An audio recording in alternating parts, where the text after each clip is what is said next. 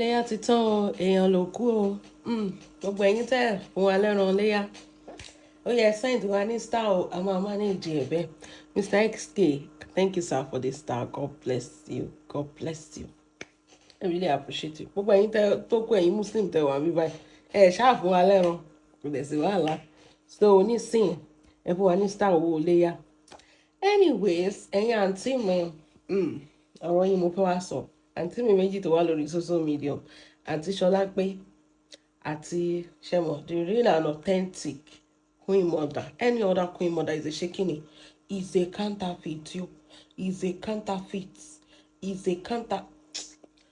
Well, first thing first, Sherry, how bold when you talk about a babe is bold. Queen mother is a babe among. She's bold to the core. Ẹ̀rí bó ṣe jáde Ṣọlápé, I dare you, I dare you, I double, I triple dare you. Mo dare ìyálà ìyá ẹ̀ kó o ṣe nǹkan tí Queen mother ṣe. Orí bó ṣe ń gba corner, you just dey pass through corner. Àwọn tó travel tó ń ta lé tó ń ta mọ́tò ṣe báwọn ọmọ Ìgbò ló ra kí náà sọ kí náà sọ àwọn máa wí táyé wàá máa wí tọ̀run wàá máa wí tàdúlé ọ̀run. Sórí àwọn èèyàn sórí kò lè yí ẹni because you are confused. So ọ̀rọ̀ ẹ̀dà bọ́rọ̀ Tinubu bí wọ́n ṣe ń bẹ̀rẹ̀ about insecurity in Nigeria. Tinubu sọ pé wọ́n sacrifice Abraham àbí wọ́n sacrifice Isaac fún kínní inú Bible. Sórí bí wọn náà ṣe máa ń sọ̀rọ̀ àìlọ́pọlọ ni.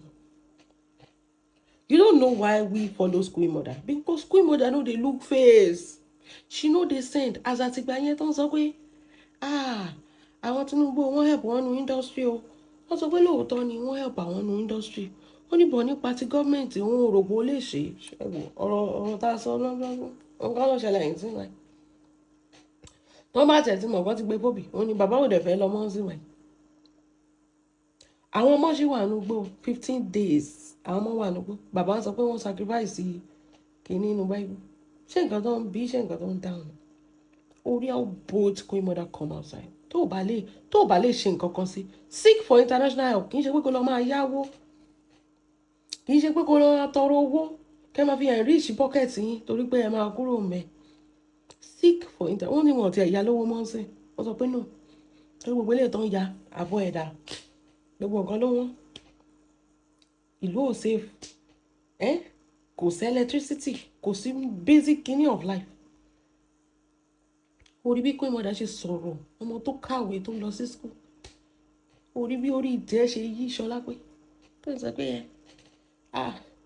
Queen mother ó ní Queen mother jàre ó ní àwọn tó ta lé tó ta mọ́tò tó lọ sínú òyìnbó ṣé kí náà sọ ṣebí dísù ṣebí òun sọ kán lọ máa bẹ̀rẹ̀ lọ́wọ́ dísù ṣé wọ́n bí ìyá ẹ̀ tó jẹrà sínú ògì nìyẹn tẹ́kù jókòó yẹ ṣé wọ́n bí dáa kó o sọ̀rọ̀ nípa ìjọba tó wà mẹ́.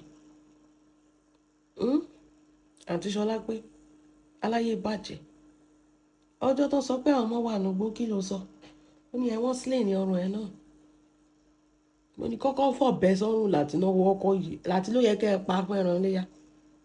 I'm telling you kò yẹ kẹ́ fowó ra ẹni tí tẹ́ ẹ pa nǹkan kan náà ẹ pa láti kó wo nǹkan tó ń pè ní sling. Ìgbà tí láti wà ní ayé wa ṣe rere tẹ́lẹ̀ ẹ dúnbù wèrè dànù láti wọ iléyà ẹran láti wọ iléyà kì í ṣe pé kínní ẹ dúnbù ẹ̀ sọnù. Àwọn ṣì wà nùgbò gbogbo ṣe ń sọ̀rọ̀ from two sides of your mouth you are afraid. Ṣọlápé you are a coward. A coward àwọn ayé má ṣe rere. A coward aláṣọ bòjì. Look at your colleagues. They can't help but their voices can be heard and they stood on that. Olórí burúkú Ṣọlápé ẹ pa lọ Ṣọlápé ẹ lẹ́ ló kò pa. Ó sì fẹ́ kí aṣáájú wọlé ní ẹ̀rí bó ṣe ń defend. Ó fẹ́ kí máa ní aṣáájú yẹn ó sì fẹ́ kó wọlé torí pé tó bá ti kán sójú ó ń kọ́ sáyẹ̀ olórí burúkú ẹ̀. Olórí burúkú ẹ̀ ń kọ́ sáyẹ̀. Ṣé a sọ pé ìjọba yóò ó favour ẹ̀ ló ń lu gbàǹjo every time ló ń taṣọ ní sales. Ìjọba ò favour ẹ̀. ó fẹ́ bọ́ ẹ ló ń lu gbàǹjo tó ń taṣọ sales tó sọra ẹ lórí búkú lórí social media. Ṣọlá pé sórí àwọn this is why I will always respect Queen Mother.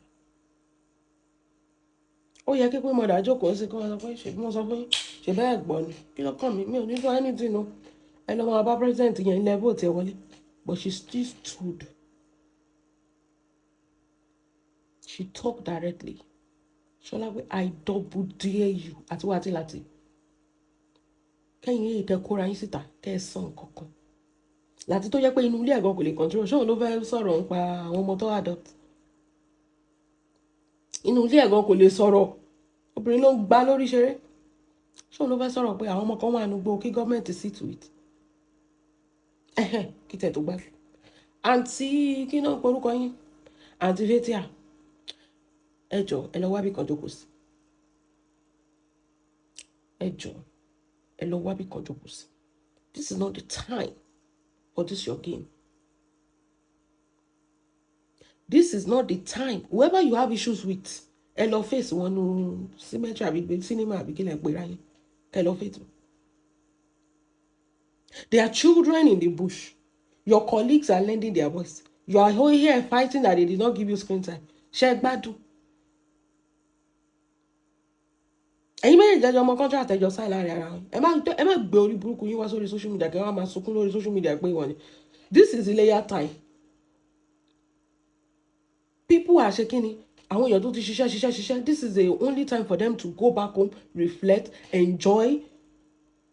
And you feel like people will take their money this Iléyá time and go to cinema because they want to. Who are you?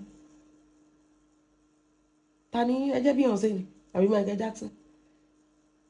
Tí màá wá yọ owó.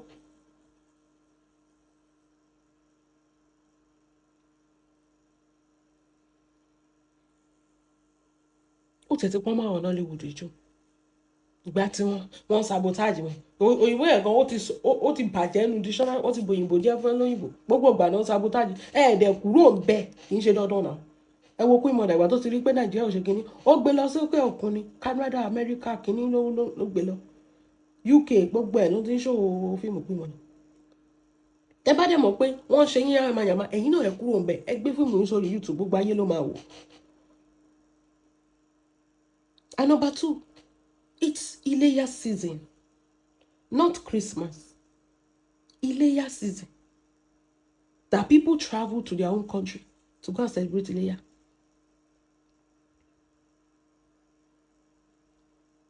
And people that don't travel go, ṣé wọ́n tiẹ̀ pẹ̀lú bí economy Nigeria ṣe rí? Ṣé ìwọ ẹ̀ náà máa yọ 12,000, 15,000 torí kí wọ́n fẹ́ lọ bá yín wo fíìmù? Tó jẹ́ pé ẹlòmíì gan-an wọ́n ròyìn bí Iléyá ṣe rí pé Ọlọ́run dá ẹ̀mí sí ni fún àwọn ẹlòmíì. Pé Ọlọ́run dá ẹ̀mí àwọn sí fún ẹlòmíì. Wọ́n ní majority they don't have enough. Wọ́n ní àwọn tó ti ń pẹran wọ́n dá nìkan pẹran tẹ́lẹ̀. Wọ́n wá di pé wọ́n ń ṣí ẹran láàrin ara wọn, wọ́n ń ṣí owó láàrin ara wọn. Country ilé kókókókókókó. Gbogbo ilé ìtẹ́tí gbàgbàgbàgbàgbà nǹkan kò lè tí ì tó náà ni. Nǹkan tó bá rí ẹsìn mi sí o. Èèyàn tó bá wá sign contract in cinema ẹ lọ máa bára yín jà ẹ kú kí n tẹ́ ẹ ṣe time. This time àwọn ọmọ kéékèèké people are still in the forest ìyẹn là ń jà fún. All about you Nollywood nìkan ni. Ṣé ẹ̀yin nìkan lè release fíìmù? Ṣé Queen Mother ò gbé fíìmù ẹ̀ jáde? Ṣé Queen Mother ò gbé fíìmù ẹ̀ jáde ni? Ṣé ẹ̀rí tó sunkún lé lórí? She still continue advertising her movie. Ṣé wọn ò try láti sabotage fíìmù Queen Mother? You people nínú Nollywood kí ló dé? This is not the time o. Read the room o. Àǹtí Fétíà ẹ má jẹ́ àfikànra mọ́ ẹ̀yin o. Torí ẹ̀yin náà ẹ wà lára àwọn ará bí o. Tí ò bá pé yín gbogbo èèyàn ti ń complain pé wọ́n sabotage cinema. Ẹ̀yin náà ẹ ṣe kí ni? Nísìnyí kan àti ẹ̀fẹ̀ bílì pé wọ́n sabotage ẹ̀ mọ̀. Ṣé ló dàbẹ̀ ni pé ẹ̀ ń wá pity party ni? Àti ẹ̀fẹ̀ bílì fún mọ́. Tẹ́lẹ̀ bá dé wọ́n sabotage tẹ́lẹ̀ bá dé àtẹ̀dúpẹ́ pé Fúnkẹ́ ò gbé fíìmù jáde ẹ̀sìn ẹ máa sọ pé wọ́n sabotage ẹ̀pà lọ́dá for Fúnkẹ́ ni.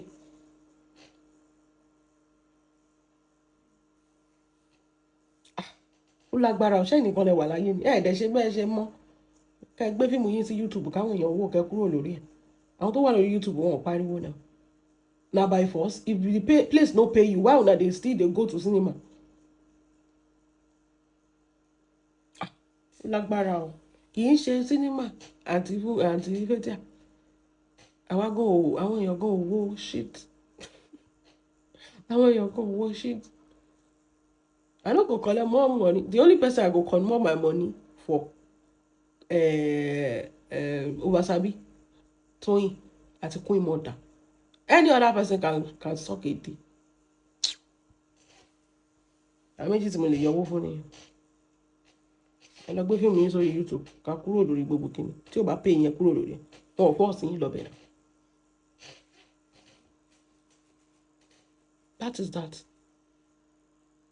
Ó ní mò ń sọ Ṣọlágbé tó bá ti bí ìyá ẹ̀dá boldly má divert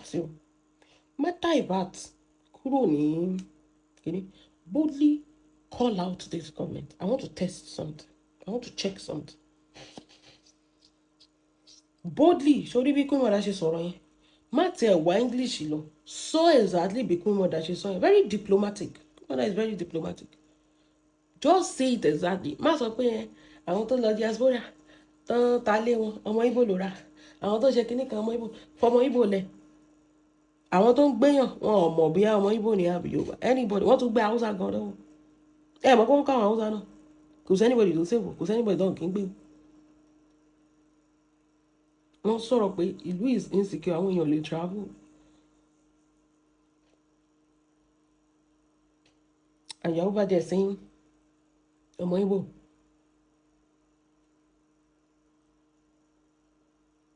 You a coward, crazy woman.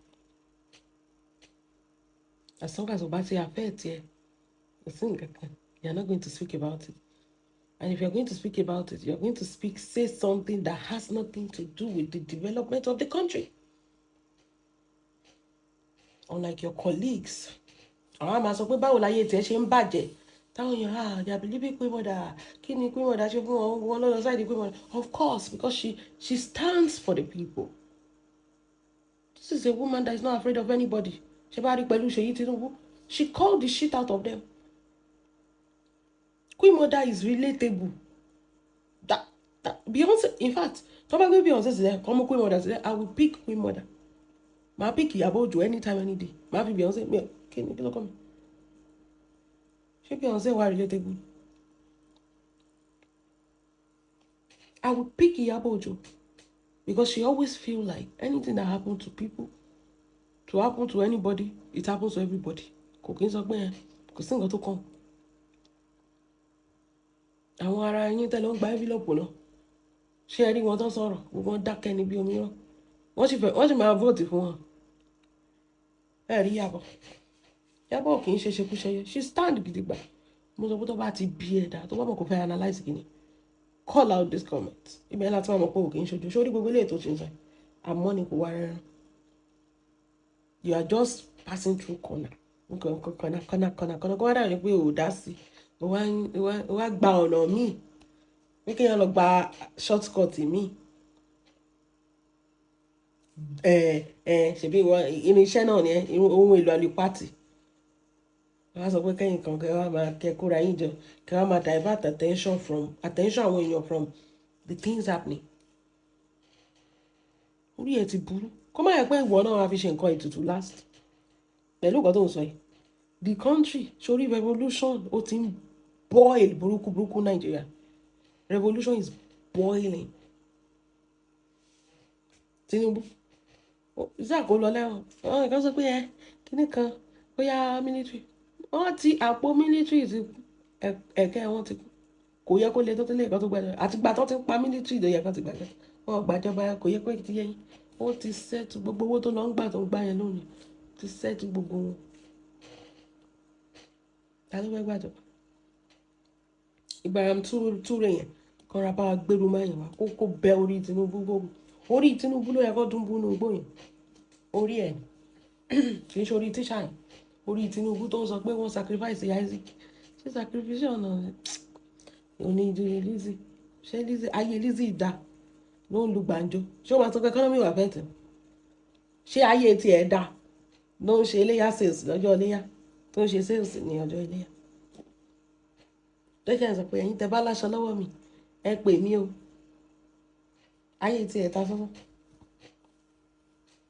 ó mọ̀dà wò ó torí ẹ̀ ló ṣe wà lókè orí yẹn ò ní dírù láíláí torí ẹ̀ mo ṣe máa ń gba tiẹ̀ kò ń wojú ṣe kò ń gbàbẹ̀ tẹ́lẹ̀ kò ń ṣọmọ kan tó ń gbàbẹ̀ tẹ́lẹ̀ she is loyal to the call loyal to the fans loyal to people déwájú ẹ̀ ṣe wí lóko kí la máa ṣe báyìí ló máa sọ next. ìjọ ẹyin olórí burúkú tó ti fún lówó ṣé Lizzy máa sọ fún wọn fún òun lówó ẹ rí bó ṣe ń sọ̀rọ̀ pẹ̀lú both side of the mouth gbogbo ayé ń call out gọ́ọ̀mẹ̀ntì olóṣì òun sọ̀rọ̀ pé wọ́n ta lé wọ́n travel kí wọ́n sọ kí ló sọ lórí ibú. It is well.